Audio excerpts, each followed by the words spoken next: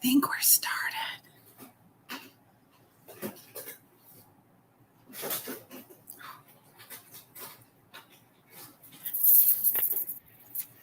Hello. Yep, we sure are. Was that me? Did I make that sound? I don't know. I did. It was squeaky. Yes. Me. Hey, everybody. Good morning. Is everyone still on mute? No, I'm here. Oh, I said good morning. Nobody said anything back. I thought you were talking to the audience. So yeah, that's what I thought too. I thought so too, but I said something, I swear. Nobody out there can respond. I guess they can leave comments. They can, and please feel free to leave comments in the chat. We would love that. So, hello. Happy May the 4th be with you. It is May 4th, right? Yes. Yeah. Okay. It is. Yes. Oh, Darth Vader. No. Who here is a Star Wars fan? Very much. Everybody. Simon. Yeah, I've tried it. It's too convoluted. Oh my god. I'm sorry. All right, everybody has their things. It's okay. All right. But it's true. Yes. Hopefully you can understand at least the joy of May the 4th, because yes. So all right. Go ahead, Rachel. Why are we here today? We gathered, we're live, we're lovely seeing people. Hopefully someone's out there watching. If you are, drop us a comment. But we came here for a purpose. We did. First of all, we are here because we are raising funds for our spring fundraiser, Give Big. We are trying to raise $60,000 in 48 hours. And at this point, we are like 11 hours away. No, more than that. A little more than that. We're about 14 hours away. Sorry. My math was really wrong in my head. We're 14 hours away from the end of our fundraiser, and we are currently at 18,883. So 31%, as you can see down on the little thermometer at the bottom. And we would love to see lots of donations coming in these last 14 hours, because we've got a lot we still need to raise. And we are also here because the theme for our fundraiser is Celebrate Trans and Non-Binary Joy. And the reason that is our theme is because things can be really heavy.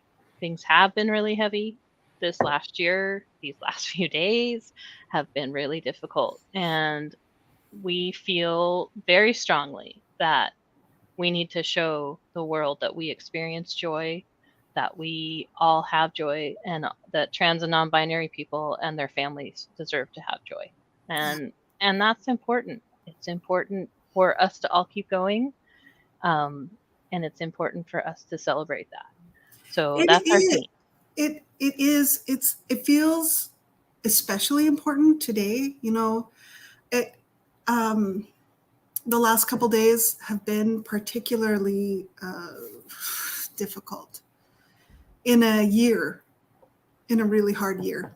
Yeah. The last couple days have been especially hard. And I wanted to be sure that today we made clear that we also are feeling the effects of that. And some really important and troubling news is coming out of the Supreme Court. We don't have to go into the details of it, but we are aware. And it feels to me like we just need to double down. You and me and everyone in this space.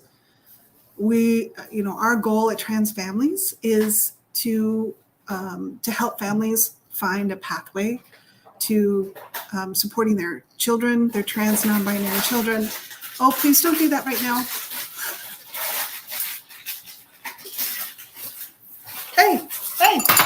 Hey, please don't do that right now. So that's our goal, right? Is to help families find that pathway and to sort of get out of feeling frustration or fear, or whatever's going on for them, so that they can support their kids.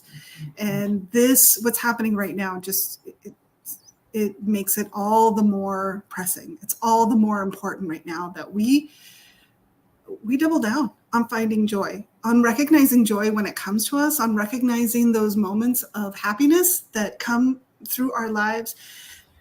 Hopefully it's every day, but maybe it's every other day. So we talked a lot, right, about whether this theme, joy, was the right one. I mean, as we were leading into the fundraiser, we're like, oh my gosh, are we doing the right thing? Because there's so much troubling legislation. And any of you can jump in, just cut me off. No, you're doing great. But I want you all also to help me explain sort of why we decided to stick to our guns, so to speak. Well, last night we showed a video of Simon and Gabriella, and Simon was wonderful, and Gabriella was wonderful. And one of the things that they both talked about was that we need our community and we need joy in our community. Simon, why don't you go ahead and talk about what you talked about? Because I think your words and Gabriella's words were amazing last night.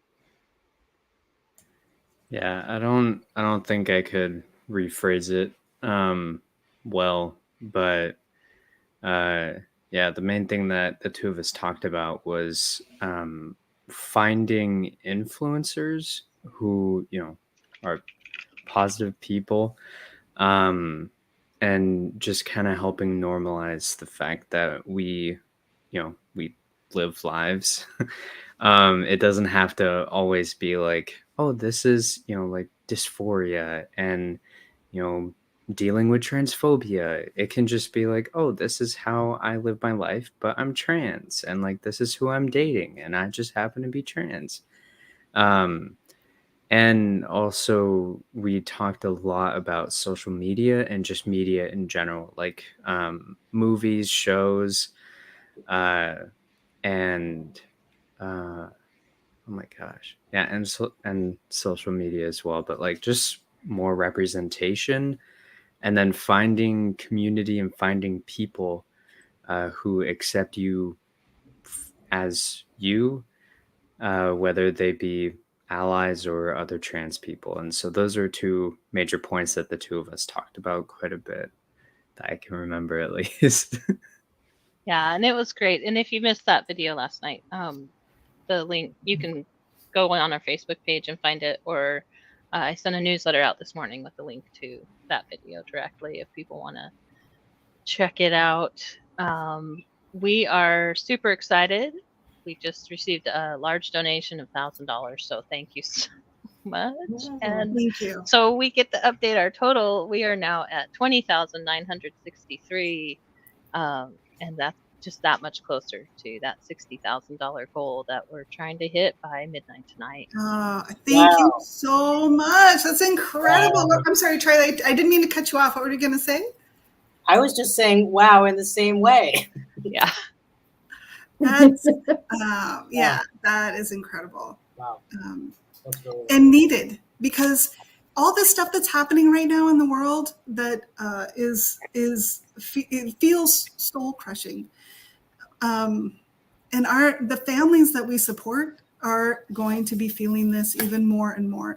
So as an example of the way things have been going, in 2020, we had 264 families new families find us and come to us for support. And then in 2021, that number jumped. I used to know the percentage, but math and I aren't really good friends, so I'm not good with the percentage. But in 2021, we had over 700 families. I think it's like 755. 755 new families came to us looking for support for their because they have a trans or non-binary youth in their family, and or maybe they have an adult child. That's incredible. And what we're expecting, we are fully expecting that this year and next year, that number is just going to go up. It's going to continue to go up. And it's because families are experiencing so much pressure from the legislatures across parts of the US right now. And they will be looking for help. And that's all we do. That's our whole purpose of being. In fact, I actually brought with me our mission statement. Yeah, please read that so people can hear. Let me Absolutely. see. Okay, so Trans Families' mission is to inspire hope, increase understanding, and create a visible pathway to support trans and gender diverse children and all those who touch their lives. That's our mission. Short and sweet. So we're an online hub for families with trans, non-binary, genderqueer, and other gender diverse children of any age. Families of gender diverse children often feel a sense of personal isolation. They experience challenges finding accurate resources and difficulties making connections with other families who have shared experiences. Trans Families is committed to building community where connections are scarce. That is what we're about.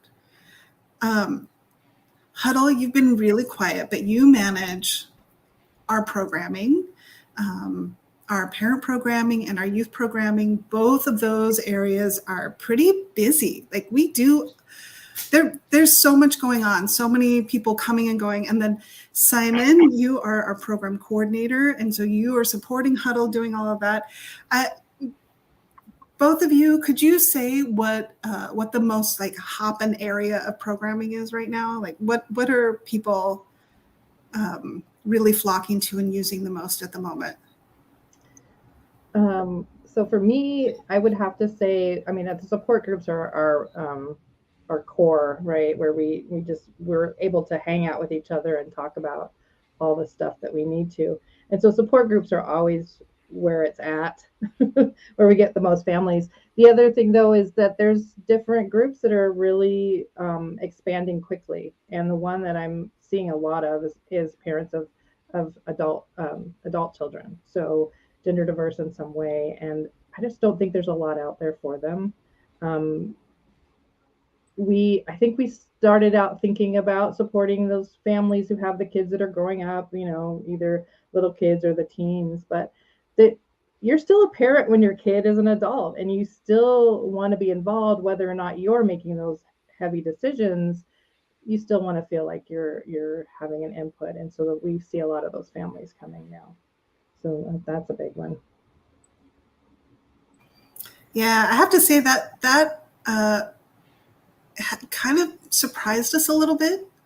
Like you said, we were really expecting that most of the families that came through our doors would be families with, teens or younger. We do have families who come to us with children as young as 4. It does happen.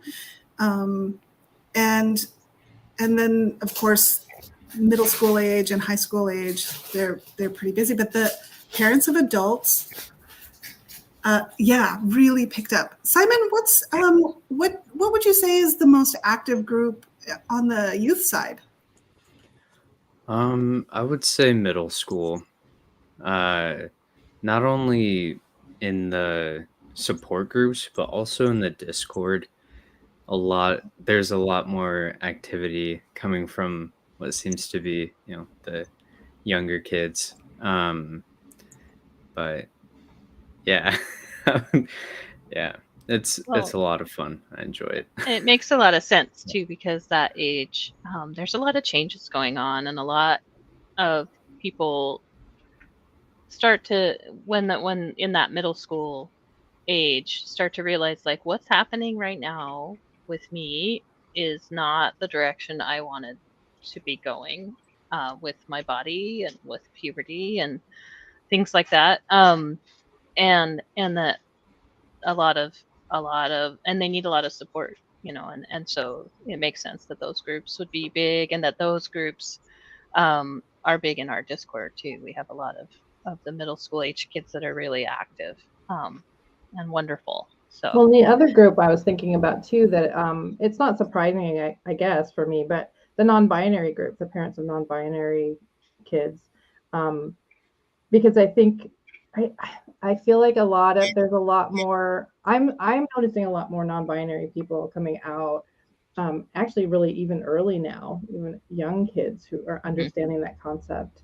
And so it makes sense to me that it's growing. But that is probably one of the most confusing things for parents, is the idea of non-binary identities. And, what does that mean? And it can mean so much, so many different things, right? There's not one way to do that. And so parents are very confused. And so that's another big group that I feel like is only going to get bigger too, just like the parents of adults. And that's one thing about trans families that is just so unique about just the community, is that it's what people need, and it's specifically for family members, which is just a very, very needed space. So it makes sense that these groups have changed, because trans identity and discourse has changed a lot. So that, any other perspectives you have on like how you've seen the need shift, that'd be really interesting to me. Yeah, well, I mean, I think even because of what's been happening in the nation, right? We've had to consider, even if it's not going to be a permanent support group, but thinking about an advocacy group, so parents can come together, whether or not they're on the forefront, even if they're just wanting to know how to help. Maybe their child's undisclosed and they can't necessarily be out in the public, but how can they help to advocate for their kid at home, in their community, at school? All those things are really important. And so we're thinking about programming for that, to really deal with the situation that's happening across the country. Yeah, makes sense. Hopefully we'll be hearing more about that a little bit later today, because that is a really exciting program that is coming together really quickly in response to all of the legislation and the amount of distress that families are feeling, the depth. And yeah, it's frightening. It's frightening. It feels scary. It feels like a betrayal, from a place that some families have felt like they could trust in the past. Not every family has felt like they could trust the government. But it definitely feels like a betrayal when the people you vote for are the people that suddenly start talking about ways to restrict your personal freedoms and the rights of your child. It's scary. However, definitely, we are in rebellion. We are in an act of outright rebellion. We are here today to talk about how we can create trans joy, how we find trans joy. It does exist. Something that actually Simon and Gabriella were talking about yesterday. They were talking about a lot of people that you can follow on social media, that trans people, non-binary people, who are willing to share their story about challenges and things that are hard and difficult. What they also talked about were the number of people on social media that you can follow who are trans and non-binary, who are able to share their euphoria and their moments of joy. Do you remember, Simon, any of the particular examples that you all talked about? Did everybody watch it last night? I don't know. I watched it. Well, I was in it. So. Oh, you were in it, so of course. Yeah. I did watch it. I have to say, some of the ones that I love. So, Simon, I'm just going to keep talking, so you have a moment to think. Maybe everybody here. I bet everybody here has someone in mind, like something that they've seen on social media that has sparked, like, yes, that makes me so happy. I feel seen. I feel reflected. I feel happiness seeing someone else experience happiness. And one person that comes to mind is Alok. I'm not sure I'm pronouncing their name properly. I have to apologize. Rachel, their am I saying their name right? It's Alok. Yeah. Yeah. It makes me stupidly happy to see them almost in their regalia, decked out in the most colorful, happy colors, and just unapologetically themselves, I have no doubt that they receive a lot of flack for being who they are. Yet I could not be more grateful for being able to witness their happiness and their full self. And that they're willing to share that with the world is so precious. It's just so precious. They're one of my favorite people to watch. Yeah, absolutely. And I also experienced a lot of joy watching their friendship with Jonathan Van Ness and how they interact with each other on Instagram and on Jonathan's show. If you haven't watched it, I loved Jonathan's show. And also, they just announced, Alok just announced that they have a show coming as well. Cool. They are, it's like a sci-fi futuristic, they're like a non-binary sci-fi futuristic reporter kind of person.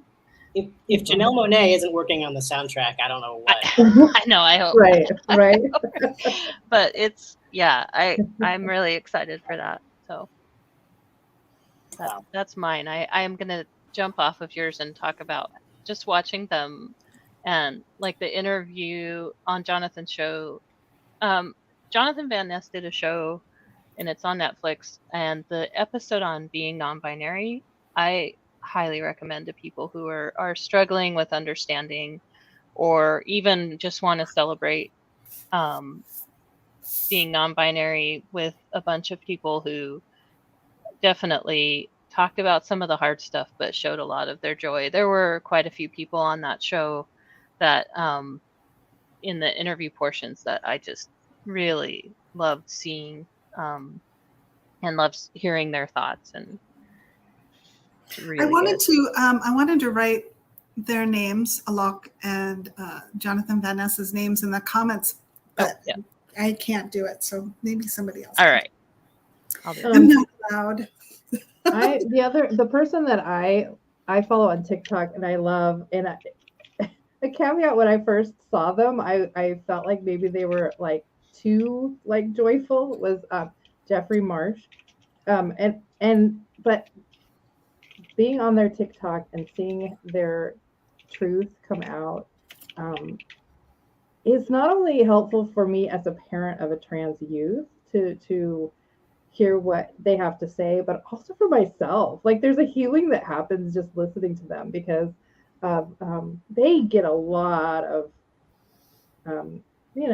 they get a lot of hate, and they're just so gentle about it and caring, and I don't know, it's just such a lovely thing, and it heals something in my own soul just being able to watch them. So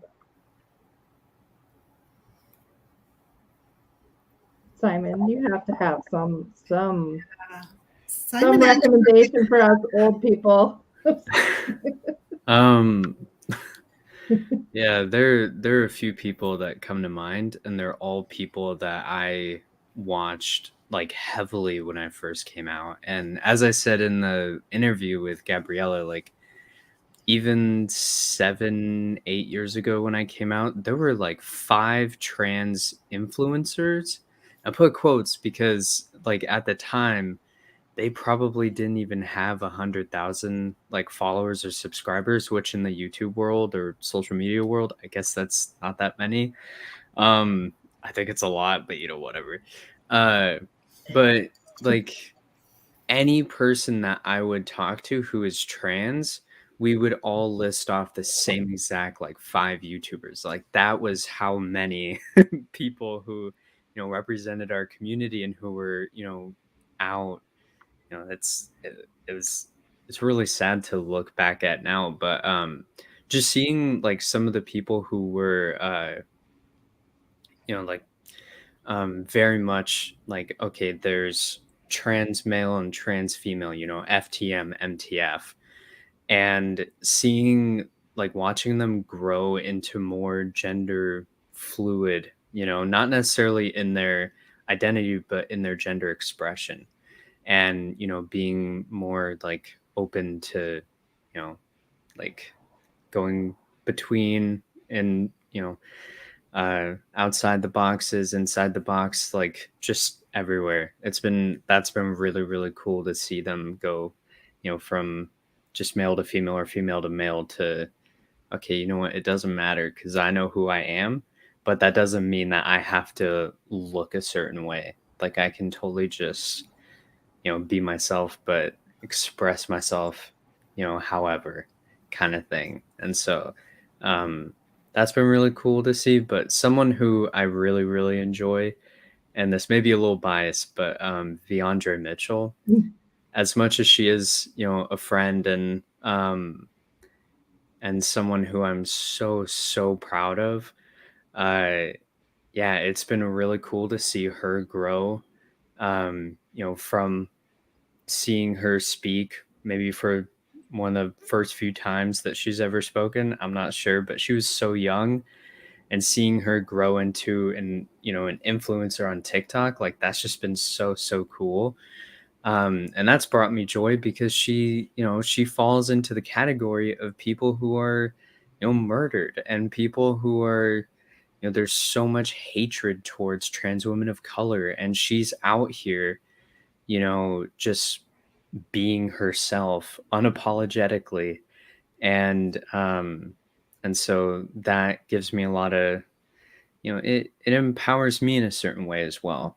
But yeah, so I think she's like one of few people that I actually pay attention to. But yeah, just a lot of cool people out there now. So it's really, Yeah, really neat. when I type TikTok in my bar, it pops up Beyondre's automatically. That's Yeah. like the one that it goes to is Beyondre's page, and I'm like, oh, I should watch some, and then I watch some Beyondre before I go over to my Yeah. following. I do following. I don't do for you. I'm sorry. I do TikTok wrong. I'm old. Well, okay, but here's the thing, Rachel, is that okay, wait, I want to respond to both of you at the same time. Okay, so Simon, so many things that you said. Okay, so first of all, so I made the captions for that video that we all famously watched that last night. So I know pretty much exactly what you said the entire time. And so when I was making the transcript to make sure that there were captions, your comment about there only being like 5 trans people on YouTube, I slacked you, I messaged you immediately. I was like, and we started like naming the like 7 people. Like it was like kind of funny. And I don't know if you've ever been to like trans spaces. Well, you have, right? So like trans conferences, like, and then it's like when you see those people, because they're just being people, it's so funny. Because it's like they're a celebrity to me, but no one else. Like I was in New York City randomly about a year ago, and I was driving with my friend. I looked out the window and I said, I think that's a trans guy that lives in Australia. And she said, what are you talking about? And I said, no. I followed this guy. Like I saw that tattoo heel on his arm. Like this is a trans guy that lives in Australia. And now he's like in Brooklyn. And then looked him up on YouTube and Instagram. He was like on a trip in Brooklyn for some reason. But what you were talking about, Simon, about like people just living their lives, I feel like that's one of the things that I really like about trans social media is that you're just seeing people live their lives. And sometimes it's trans related, and then they sort of like zoom back into like not trans related, and you sort of like watch them ebb and flow in their lives. And Rachel, what I'm going to say to you is that I know that TikTok is like a little bit overwhelming and like also maybe not the best for our brains in general, but I will also say that and I was talking about this last night about how the algorithm of TikTok, it knows what you're interested in. And if it knows you're interested in trans stuff, you're going to get a lot of really good trans content. And so like one thing that brings me joy is following just random regular people on TikTok that just like post compelling content. So, I can follow the people that like to, have like some long-winded discussions sort of with themselves about what their gender is. And I want to follow people for like their really quick little puns about being trans, right? Like, and you can really find that on the FYP page of TikTok. So anyway, what brings me joy is just watching random trans people exist. And Rachel, you should do TikTok more. And Simon, let's keep naming YouTube stars after this. Yeah, I think what's really cool about the expanse of the trans community becoming more visible on social media is the fact that, like, I was, privileged enough to be binary in 2014 because that's all who was on YouTube, And so, like, if I were to come out as non-binary, I didn't have that representation of non-binary people. And like, there are a couple influencers that come to mind right now who were binary back when I first came out, and then now they're more so on the non-binary spectrum. And what as much as I wish I had, more exposure to the non-binary, side of the or spectrum, uh, I'm really, really glad that that spectrum or that vast and variant like part of the community is now visible, so that kids who come out now or people who come out now, there's more expansive like representation within the community. And a couple years ago in 2019, so that was like what, 3 years ago, something like that, 100 years ago, um I was in DC and I saw an influencer who he was like one of the number one people I watched when I first came out, and he helped me, through his videos, he helped me figure out what binding was, what hormones were, how to come out to people, this and that, because that was all the content that people made. It was all just the how-tos and stuff like that. And so I went up to him and I almost cried because I was like, oh my God, like I used to watch you religiously. And it was so cool to actually meet him, and we had a little conversation, and I was like, yeah, I've had top surgery, I think my voice dropped, I don't know about that one. And like my mom accepts me now and this and that. And so we just talked about that, and it was really cool to get to, like, have that conversation with him. But anyway, yeah. I wanted to connect that with what Charlie said about, influencers and seeing them in real life versus online. But yeah, it's just generally really cool to see people, like not so much like how to, get through life, but and like telling you how to, or giving you tips. And as much as that's really cool, I think it's a whole lot, it's more neat and more like helpful to see them just live their life, because it's like that's what trans people do. We just live our lives. It's just we got a little pinch it something a little different than the general population, but like we don't have to, it makes you feel less isolated and less different, less like, yeah. If you see people just living their life. So yeah, like Alex and I, actually, my spouse, who is also trans, for those of you who don't know on their stream, we celebrated our 16-year anniversary earlier in April, and we're really open about that. And that's exactly why, because we want the world to know that trans people can be married to each other and have a family and have long-term relationships. And not that there's anything wrong with being single, with not being married, with having shorter relationships, whatever, but you don't see a lot of representation of happy, successful, long-term trans couples. You hear about, oh, my spouse left me because I said I was trans. That's the narrative out there.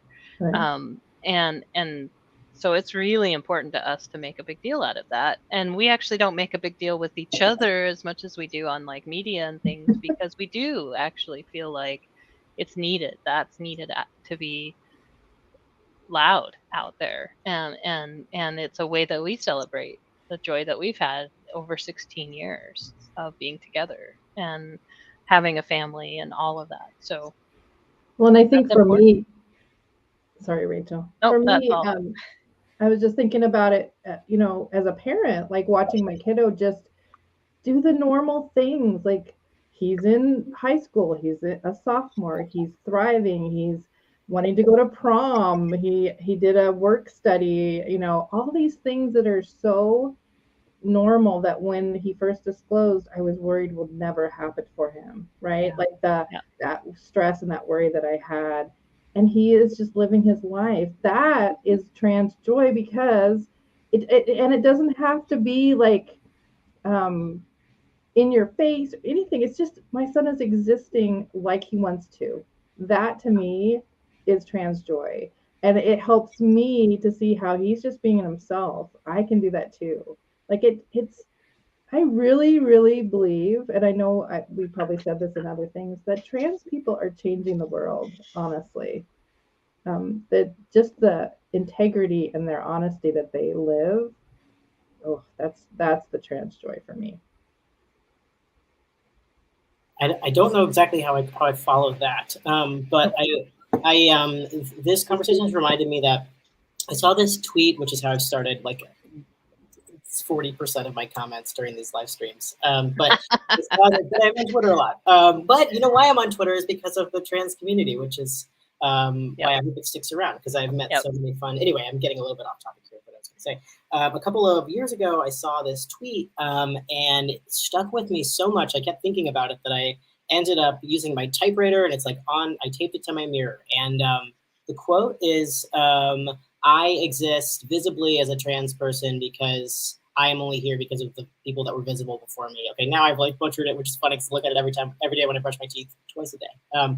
But it's something like that, right? So it's like I'm visible because of the people that were visible before me. That's why I'm here. And I think that has a lot to do with just like the power of community, which is important for trans people, but of course, as we also know, also for families of trans people, because when you're in spaces where, people don't understand all the time, and then all of a sudden you're somewhere where, if you like mess up your kid's name or pronouns, like telling a story before in front of some friends, like who cares? They know exactly why. There's no explaining or like fumbling. It's like you're just on the same level, and that's the same, joy that I think, that I experience. I volunteer at one of those summer camps for trans kids, and sometimes I'll be around all of these kids and I'll be like, I totally forgot they're all trans. Like there are like 200 kids here playing tag, and I haven't, it's totally normal. And like, I forget, and I'm a trans person. So, trans families as an organization, and also I think the trans community in general is such an interesting, unique case study in the power and importance of community, especially now. Yeah, and that's exactly what happens during our game nights too. Yeah. Everybody's having a good time and saying really strange middle school usual age things, and Simon and I are like, all right, okay, but you just forget, and everybody just gets to exist, and it's wonderful. It is absolutely wonderful. It is. It doesn't it. So let me get my words out. I was thinking when Charlie was talking, it reminded me of a portion of a line that I wrote in a grant application in, I think it was 2018. I wrote this line in the application that said, essentially it said, our whole purpose is just for kids to be able to grow up without being a statistic or a footnote. That's the whole reason for our organization, is that once kids are able to be validated for who they really are, for the child that's actually in front of us, and parents are able to work through the things. There's a lot that comes up when your kid tells you that they are not the gender you've been calling them. A lot comes up for a parent, even when the parent is gay or trans themselves or anywhere on the LGBTQ rainbow. Even those parents, a lot comes up, and so our whole purpose is to help families like move through that moment where all the stuff comes up, when you find out, when your kid trusts you enough to tell you what's going on, who they really are. And we a person's gender doesn't have to be the most interesting thing about them. And most of the trans people I know, it's the least interesting thing. It's just a part. It's a part of their life story. It's not the whole life story. It's important, and I don't want to imply that it's not important or that it's not a big deal. It is a big deal. I'm just saying that it doesn't end. It doesn't end at that moment, right? Okay, so while we've been doing, I like how you put that, but also yes. Are we moving to snacks? Well, yeah, I've been making snacks while we were talking. Because I want to show. I have all this stuff, right? I want to see them. I'm sure they're adorable. I have. Oh, you made yours. I was going to make mine on the screen. Okay, so I'm going to do that while you're showing yours off. Don't we need to have like an example? Isn't that the way they do it on the shows? Also, look at my shirt. It's my lightsabers. Okay. So I have like supplies and stuff. Who can make the sound? I like it. I don't know. I like it, Vicky. Go for it. You're doing great, sweetie. So I made a couple. These are lightsabers. And here's what's involved. And it looks like it's happening there. I'll do lightsabers first. Okay, so we've got our pretzels. And you can get the little sticks. These are the medium sticks. And I happen to be shopping on the East Coast where, my gosh, how many pretzel like shapes and sizes of pretzels does a family need? I'm sorry. Is that not the what is happening on the West Coast? There's like two choices. Yeah, why do you need that many different shapes? I guess we don't have so many pretzel shapes. I don't know. It's do we just need a pretzel. reason? My pretzel shapes are limited because I have to have gluten-free, so that's part of my issue. Well, let's see yours. Okay, so we picked up the medium-sized pretzels, the pretzel sticks. We picked up some melting candy. I'm doing frosting. Just frosting also works. We can't do white chocolate because we can't do dairy, and it's really hard to find white chocolate that. And then, so the recipe calls for food coloring, which the store didn't have. Again, what's happening out here? Rude. So we just picked up some pretty sugar. I've got some of that too. I was going to do that too on mine. But I'm also going to do food coloring because I want a purple lightsaber. Right. If you want a fancy color, because Samuel L. Jackson, thank you very much. So when you purchase your melting stuff, there should be something on the package that tells you how to melt it. I got a little impatient because you're supposed to go slow, low and slow, kind of like your first hormones, low and slow. All right. That's for anyone who hasn't. I like how you brought that back. Yeah. Okay. So I got impatient and burned my candy. As you can see, that didn't work. The package instructions said 50% power for a minute, stir, and like you just keep going until it's there. I did it a couple times and I was like, dang it, 30 seconds, full power, just go. That's what happens when you get impatient with the candy. So I put it, sorry, here. Thick as thieves. I don't even know what that means. All right. So I put more in a cup and followed the directions and did it low and slow. And now it's goopy. So now I'm just taking the stick and getting it in there, just twirling it around. Twirl. Meow. Meow. Okay, so there. And then putting it in the plate. Nice. And that's the whole, oops. Oh, I messed up. Uh-oh. I wiped it accidentally. That's okay. You have to be gentle. Sometimes I'm just in a hurry. I got to slow down and find my joy, right? There. Very good. There. It's almost a lightsaber. Like, I think my best one has the light coming all the way down, so it looks more like a handle. Like the proportion is better on this guy. yeah, I agree. I think that's a good one. Yeah. Excellent work.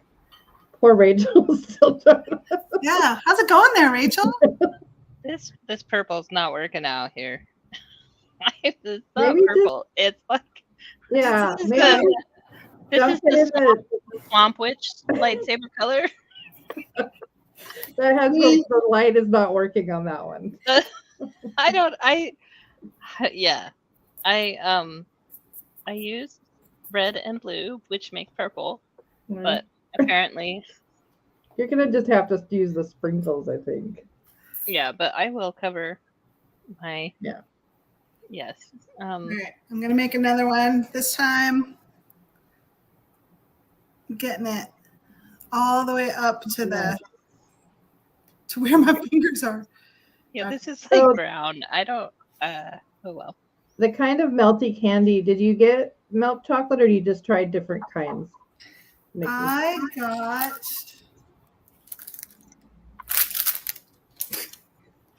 it says it's classic white chips. Okay, just classic white flavor. Okay, got it. Yeah, isn't that what? Look, it's totally Classic like a white lightsaber. Oh, it's totally, yeah. That looks That's perfect.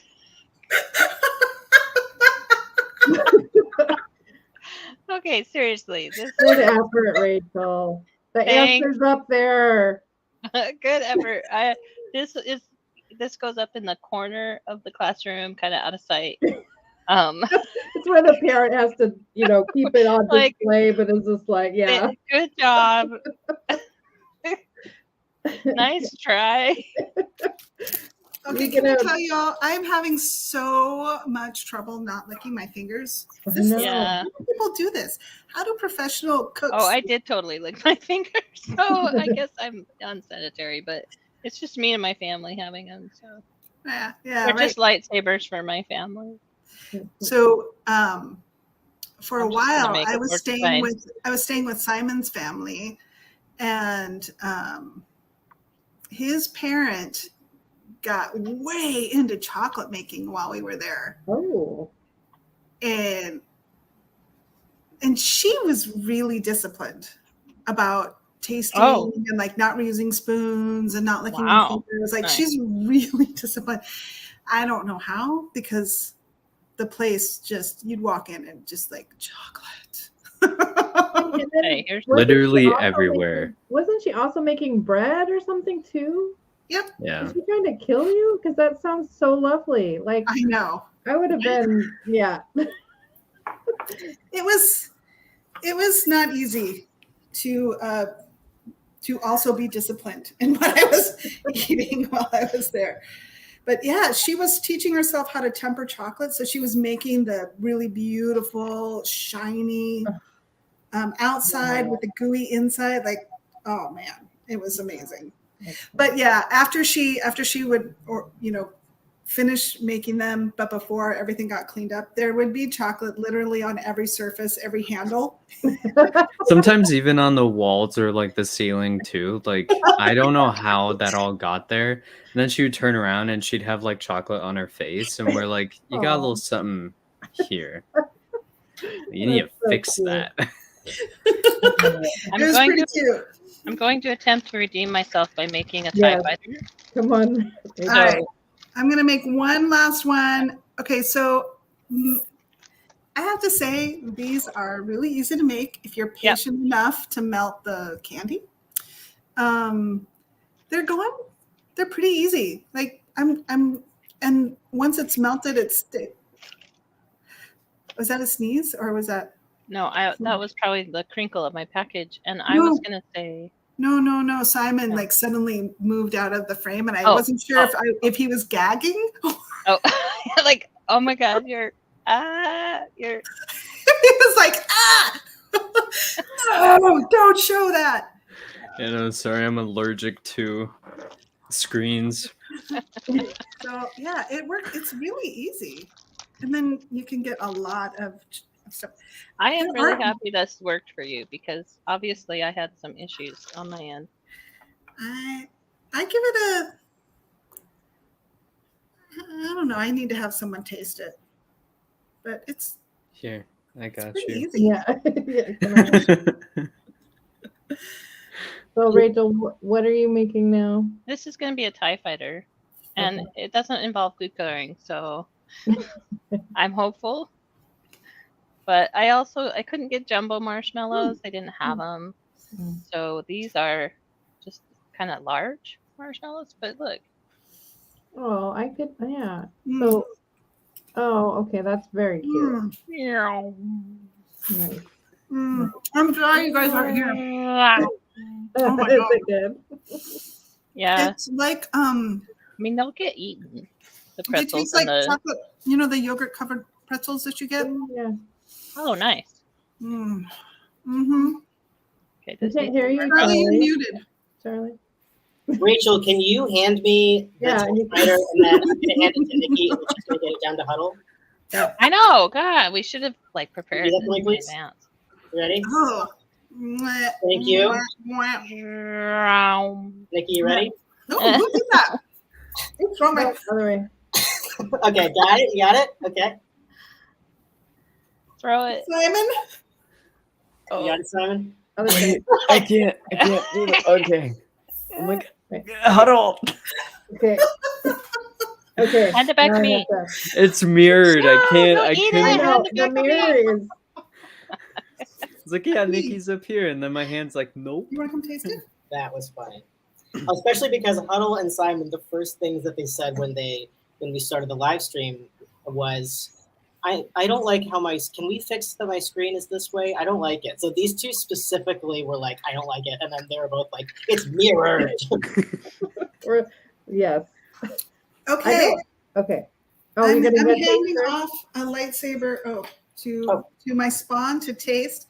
Oh. Is your I was spawn like- gonna be on camera? They don't seem to want to be. I don't think they're gonna put their face on camera, but they're taking a But at bite. least tell us what you think. Oh wait, you know what He should happen? just gave me like that. It's okay. That's just a- But this. Thumbs up. okay, good. Oh, this. Wait, hold on. Wait, do If that Charlie, Give that thumbs Yeah, up do again. it again. Do it again. Can you do it again for Charlie? No, just do the exact same thumbs up. Yeah. Yeah. No. He can't see the visual joke, but that was really good. You can go back and watch the stream later. Oh, if you'd like. he's giving a review. Oh, man, choked him. It's better than I thought it was going to be. Okay. And Hey, that's good. That's high praise.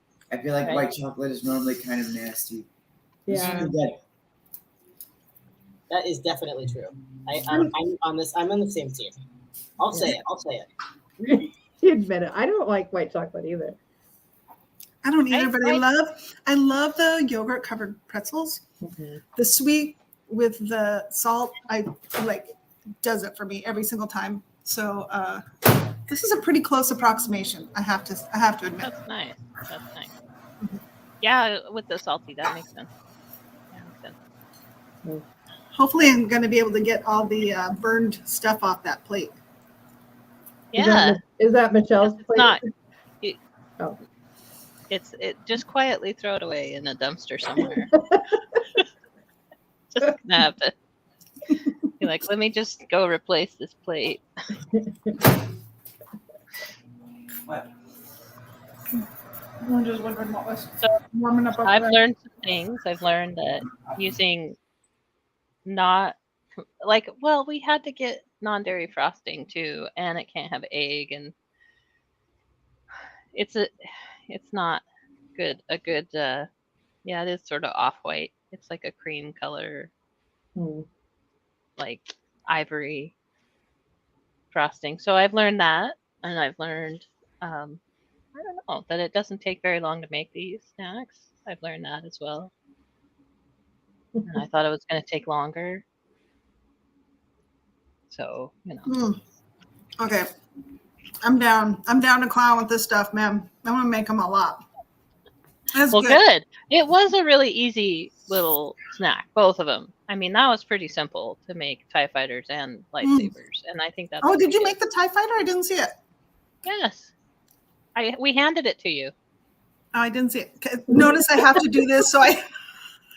Where's your other Assignment. You're readers? holding it, Nikki. Where's the You- other readers that you have, Nikki? Okay. Okay. We So have for that anybody photo. who's watching, can I just say, like, Wow. when you hit level 50, Wow. things happen Sorry. to your body that you never. I mean, I never thought that it would happen to me. Do you remember when you were young? You'd see people constantly doing stuff with their glasses, like up, on, looking down their nose, trying to read stuff.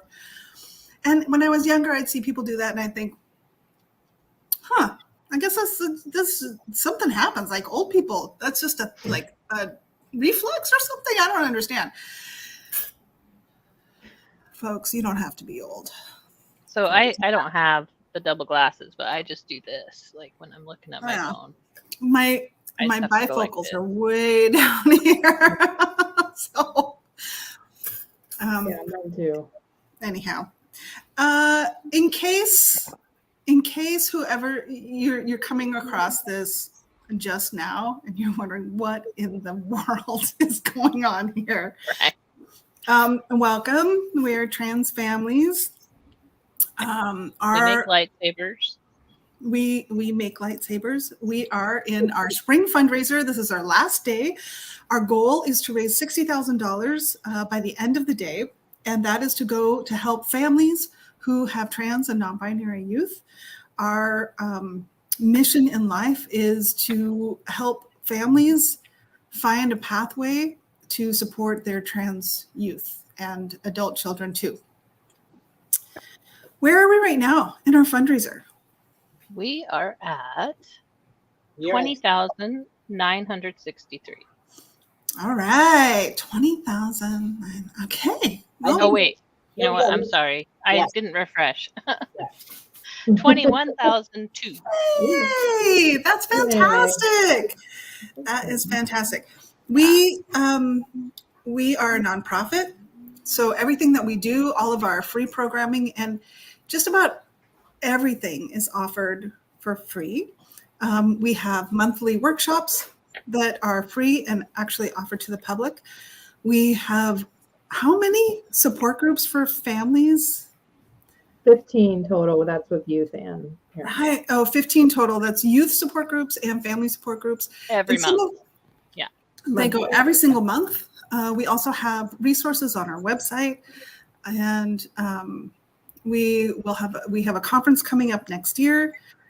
All kinds of things going on in our programming. What am I forgetting? On the youth side, we run a private server where youth can talk to one another. It's moderated by trans adults and trained trans adults. Also say, like, we don't just let anybody in there. Right. Well, I'm one of those adults, and so is Simon. So you can even look at it. Yeah, they're here. Oh wait, you're not over there. You're over there. Nope, we're Okay. over it. We're over it. Wait, I can't do it. I can't do it. Yeah. And so right now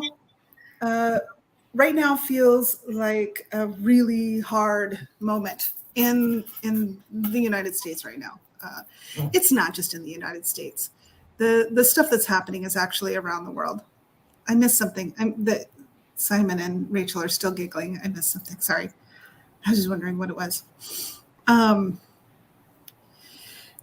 stuff's not just happening in the US. The legislation to restrict personal freedoms is happening everywhere, but it feels particularly virile here in the US.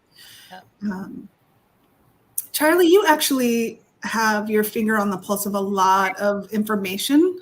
Can you talk to us for just a couple minutes about the types of legislation, well, not specifically the types, but how organizations are fighting back? Yeah, I mean, I guess a little bit of background as to why I am speaking on this, and then I think a little bit of background on the history of why it's happening, a little bit, and then what's the good news, right? So yeah. So okay, so for folks that were not on last night or don't check our staff bio every 3 hours, which, I mean, you never know what's going to happen. But my name is Charlie Gerard. My pronouns are he, him. and I am our new communications and media manager. Yes, communications and media manager. And so I started a couple of weeks ago, and I come to trans families as a been doing like trans advocacy work in like personal and professional for about a decade. I volunteer at one of those lovely summer camps for trans. One of those camps. That sounds like such a weird thing to say, but I don't know. It feels weird to like plug a specific place. But anyway, I'm just saying that like I'm a person. Yeah, so that's who I am. So those are the things I like to do, and how I got here. So yeah. So really excited. Okay, so I've worked at a lot of political organizations that are working on this type of stuff, and yes, a bit finger on the pulse. So basically, what is kind of happening is that again, I'll keep this short. Is that basically, if you remember a couple of years ago during all of those bathroom bills, and you remember that the bathroom bills kept failing, right? They kept losing those battles, and those were all being orchestrated by like a very specific group of people, funded by pretty much the same people that are also funding other ways to restrict access to bodily autonomy.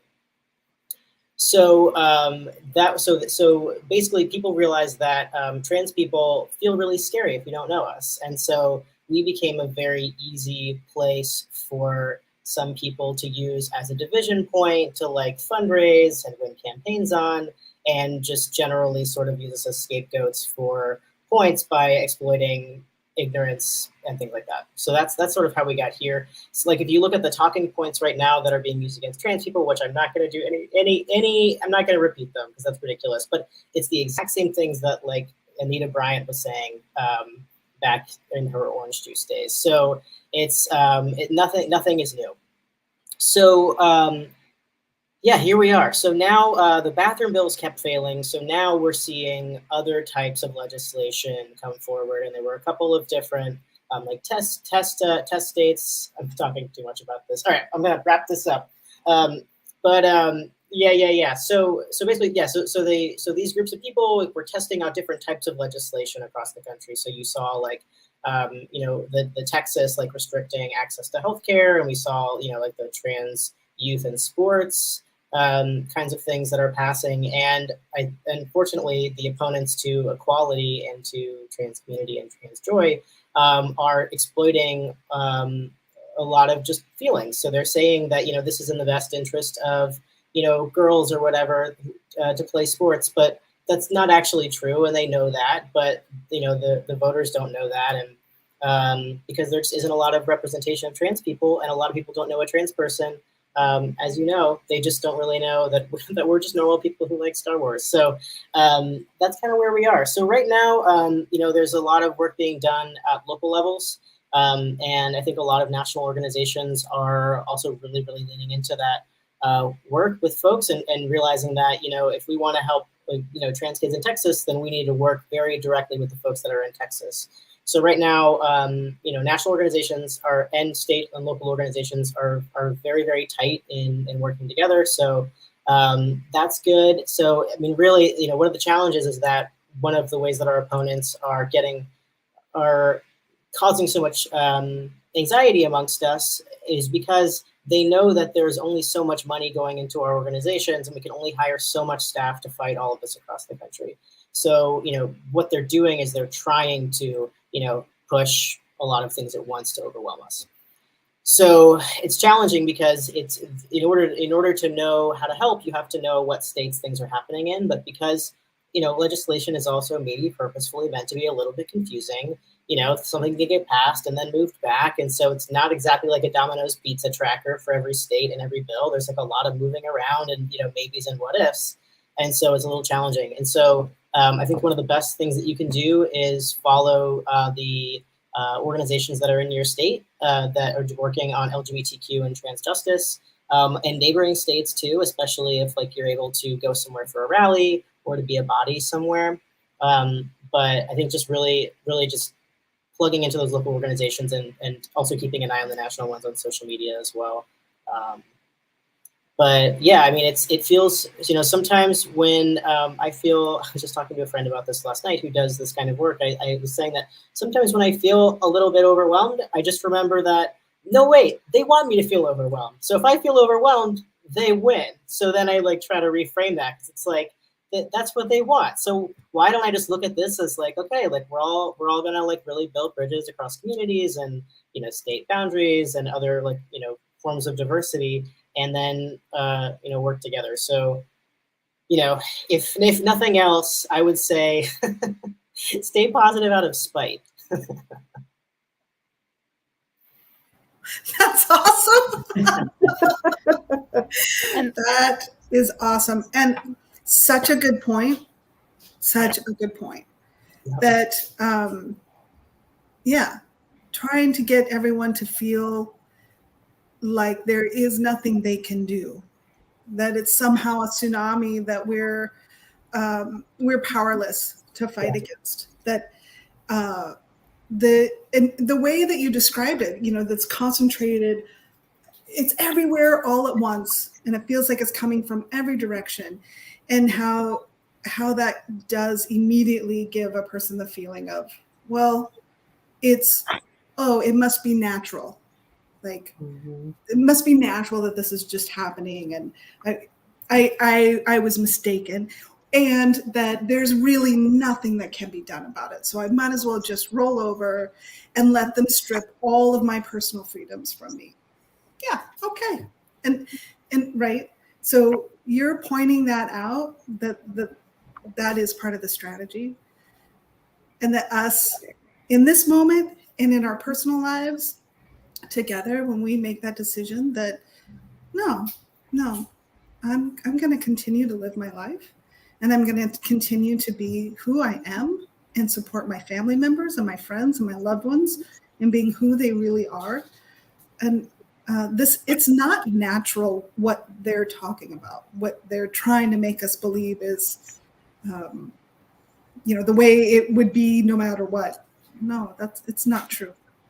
And I want to respond to so many things, and I wish this was the podcast asking Charlie what he feels about the current climate for trans people, because I have 100 things to say, but I'll keep it really short. The first thing I want to say is that you said something about, like, you know, it can feel like it's coming from all directions. And here's the thing, it's actually not.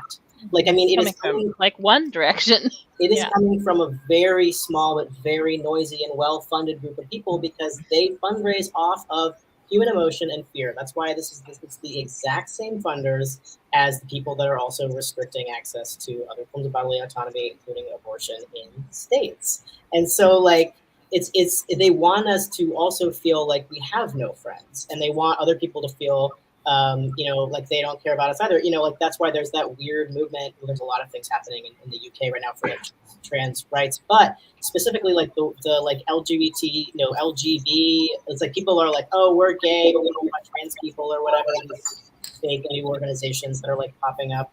I mean, like that stuff is meant to make us feel alone, and we don't need to, because we have a lot of friends. Just people don't always, you know, the people that support us are not going to like post about it necessarily out of nowhere, you know, whereas our opponents are, and that's just the way that media and existing in the world works. And so I think one thing too that you know, anyone who is watching can think about how they can support people is maybe even just you know, next time you see on Instagram like a positive post about trans people, you could just share it to your story. Because, you know, one thing that I think about when I think about what I'm sharing to my social media feeds, you know, I will be, you know, on my feed, and I will see a bunch of people posting about some injustice in DC. And I'll think, all right, well, I'm not going to bother to post that to my story because everyone has already seen this, because I just saw it 25,000 times. But if you think about it, not everyone I know lives in DC. I live in DC, but not everyone I know lives in DC. And so if I were to post that on my feed, maybe someone in Chicago would be like, oh, I didn't know this was a thing. And then they would post it, and then all of their friends would see it, right? And so, like, when we think about like, well, it's Trans Day visibility. Like, I've seen a bunch of posts about it already on Instagram. Why would I post about it on mine? Because maybe, like, you know, as a parent of a trans kid, maybe you have some different boundaries there. But like, if you have the availability, you know, to post that to your story, think about like that random person you went to middle school with who lives in a state that is maybe trying to criminalize trans youth in some way. That person might see that and say, oh, you know, she was always like a really reasonable person, but she's supporting like trans people.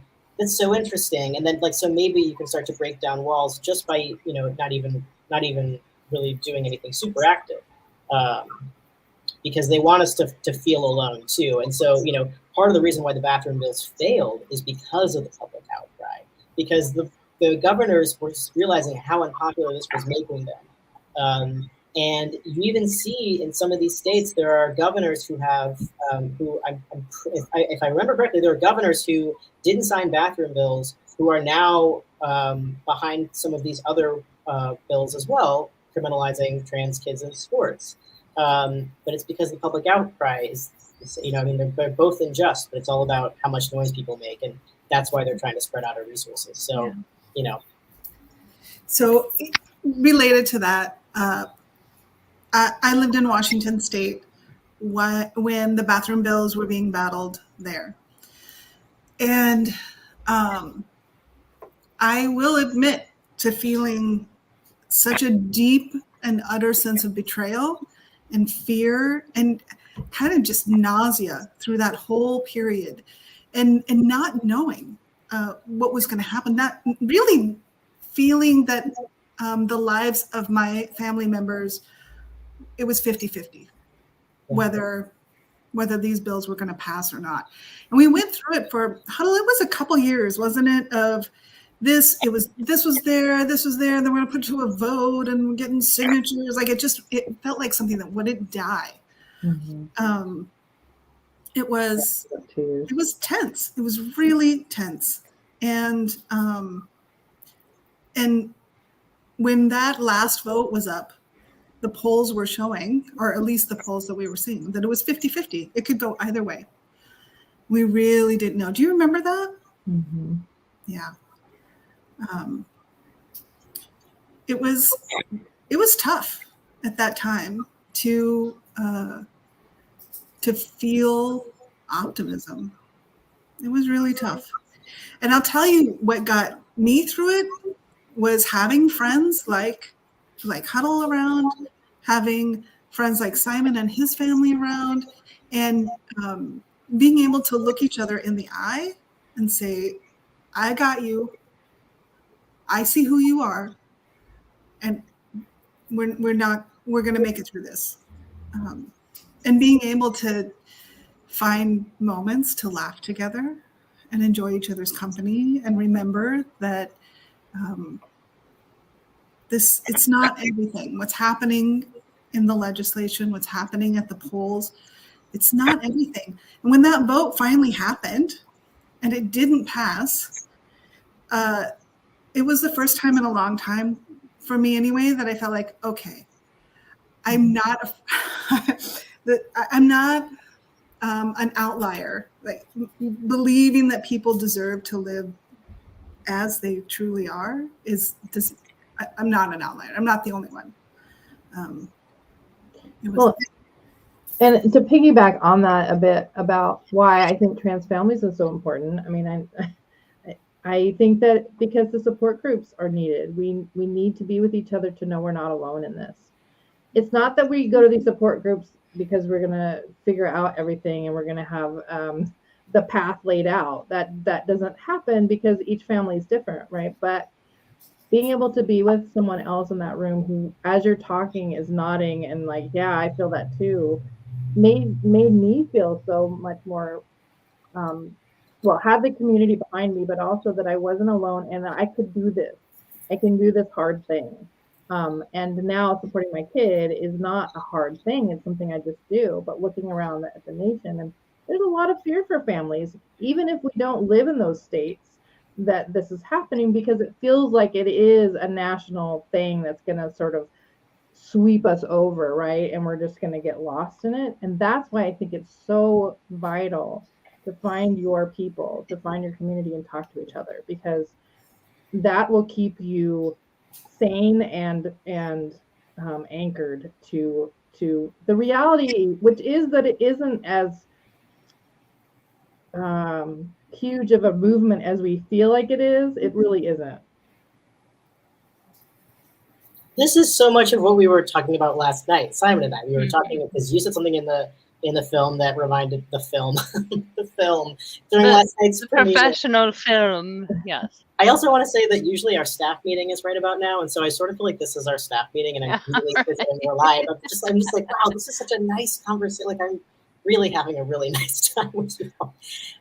But we were talking last night about how like we both like to think that you're like not the first person to have this problem. You're not the first person to go with this, and I think that like that is both tied to like the importance of trans families, and also I think when family members are scared for what's happening right now for the safety and well-being of their kids based on like the political climate against trans youth, especially right now, I think that it is really useful to be like, you know what, I'm not the only parent I know. Like, we're all gonna like pool resources. We'll figure it out. You know, we're all gonna get through this with community. And, you know, you can do that in person or also virtually with trans families. So, wow.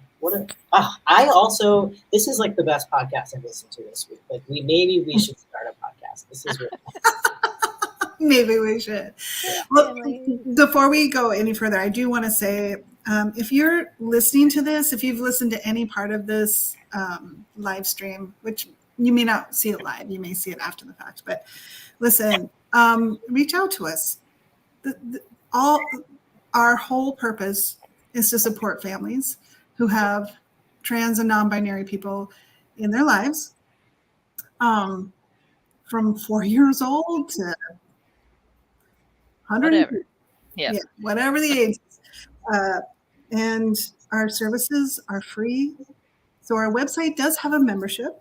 You have to be a member, and to be a member, it means going through our orientation and our intake process, and then actually saying, yes, I want to be a member. That's it. There's no cost. We do invite people to pay a membership, but the rate is entirely up to the member themselves. It starts at $0 and goes up from there. So because of that, the donations that we receive during our fundraising, like right now and at the end of the year, we only have 2 fundraisers a year, are vital. They're really vital to keep the lights turned on, to give us the ability to continue to serve people in the way that we know how. And the way that we know how is to embrace them exactly where they are, whatever's going on in their lives, to say, yeah, get in here, let's talk, we got you. You're not the first person to feel this way. You're not the first person to ask this question. And there are people who can share your story and who might have some ideas for you. But like Huddle said, no one family's path is the exact same as another family. It just doesn't work that way. We are individual people. And so we don't prescribe a pathway. We don't have a checklist that we insist people have to go through. We're pretty clear that each person's choice, pathway, identity is their own. And we can't define that for you, but we can help you figure out how to get through that process of understanding what's happening in your life and in your family member's life. So, Huddle, when you came to our organization, it was because you had a youth in your life, your child is trans, as you mentioned already. This is not a surprise. I'm not news, not breaking news. Surprise! I can tell you. No. Yeah, but do you remember those first few meetings, like when you first walked in? Yeah, well, and I was one of those parents that I didn't want to be pushed in any way. I was just trying to figure this out. I loved my kid, and I wanted to do what was right. And I didn't know right at that point what that meant, but I wanted to be able to talk about it. And that's what I loved about the support groups, is because they met me where I was, and I was still trying to figure it out. And I heard that the love from other families to know that it was okay to support my kid the way I felt like I should, which was doing the social transition. At that point, he was 9. And then being able to tell my family and friends, like, look, this is what we're doing. We're going to support my kid, and we hope you're going to be with us. And if you can't, I knew I at least had the community of the other parents to support me.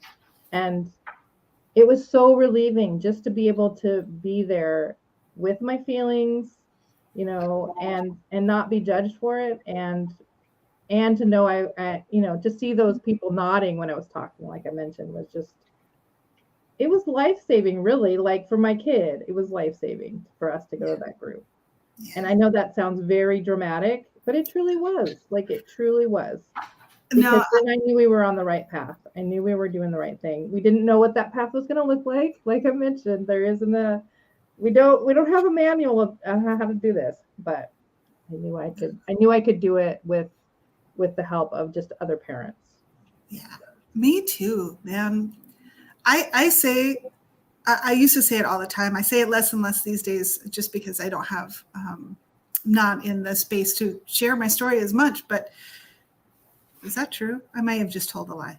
Anyway, focus, Nikki. I felt the same way, that finding this organization, at the time, it was called Gender Diversity. And then we've pivoted and we now are called Trans Families. At the time, I do believe it saved my life. I believe it saved my son's life.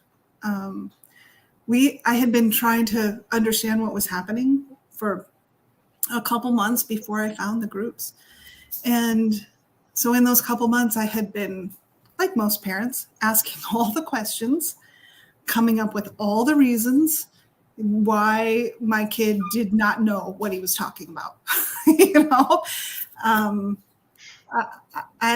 and arguing with my friends and trying to find help from my friends who didn't know. They had no idea how to offer me support or guidance at all, except to say, you know, we love you. We know you're going to do the right thing. And I was like, that doesn't help me. And when I walked into a meeting, so all of our meetings are online now, but at the time we had them face to face. And I sat in that very first meeting, and I just cried for the entire 2 hours. I cried from relief, from being in space with people who understood exactly what was going on. All the questions and doubts and fear, and, you know, just, it's like a tornado of ideas and emotions that, you know, wondering, what did I miss? How could I be so wrong? How, you know, what did I do to my kid? Did I make this happen? Mm-hmm.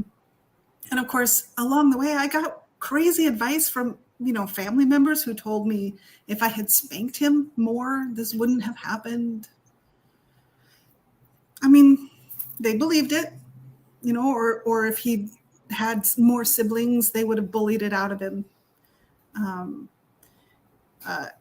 And then sitting in that room, it was just such a relief that I finally felt like I could breathe for the first time. You know, people understood that I loved my child madly. And I was really confused and didn't know how, you know, what the right move was. And everybody in the room was like, we got you. You're okay. I cried the whole first 2 hours too. Like, I heard that many times. And yeah, it just makes all the difference in the world. And then for my son,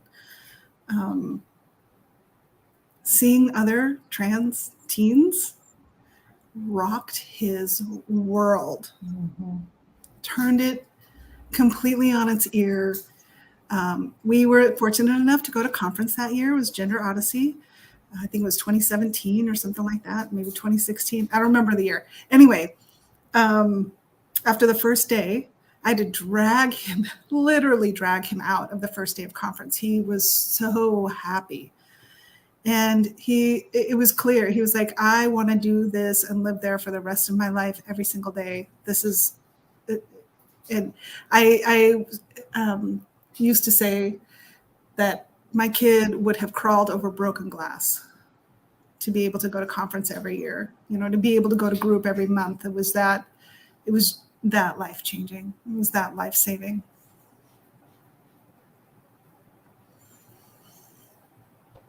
Awesome. It's truly amazing, just like what community and what just having a unspoken understandings and real spoken dialogue about it's just amazing how much that makes a difference. And it's so funny because what you're saying to me is like, oh yeah, that's how it felt like when I was in my first all trans space, but like also on your, not just for your kiddos, but like you, right? Like I'm thinking like, like that must have been really powerful for you, and it's really powerful for me. And I'm like thinking about like how the first time I walked into this, there's a Philly Trans Health Conference or Philly Trans Wellness Conference in Philly. I've been going for a while. I'm sure many of you have been there, and whatever. Anyway, the first time I went, I walked in and I stood there for like 10 minutes, and I was like, I have to go sit outside for like a minute because I was like overwhelmed by how much was happening to me. So it was yeah, I get it.